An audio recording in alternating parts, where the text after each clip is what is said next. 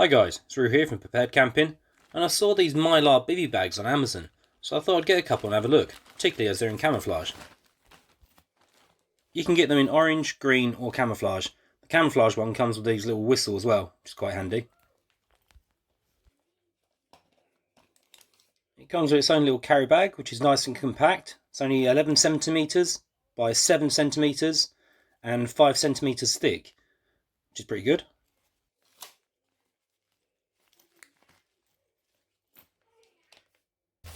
Being made of mylar, it's obviously very lightweight. You can see here it's only 127 grams per bivvy bag. So, it comes in this little pouch. It's quite cool. With a little carabiner with a whistle on it. When you open it up, it's 2 meters long by 1.2 meters wide, which is pretty generous. These are great little things to keep in your car for an emergency or in a bug out bag. And you could quite easily cut the bottom seam and you can turn it into a bit of a tunnel tent and maybe use that as a part of a super shelter.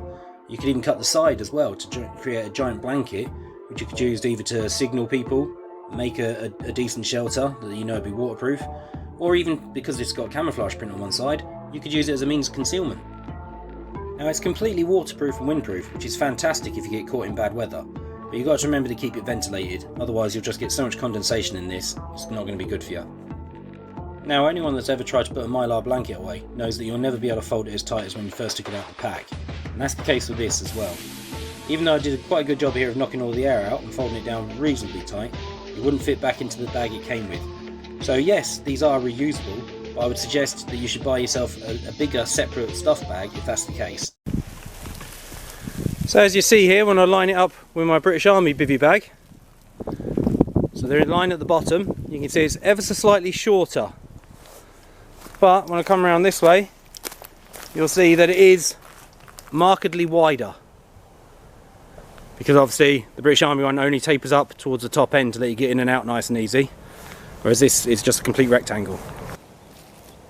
So, thanks very much for watching guys. If you enjoyed this, please check out this video. Or if you really liked it, maybe subscribe to the channel here.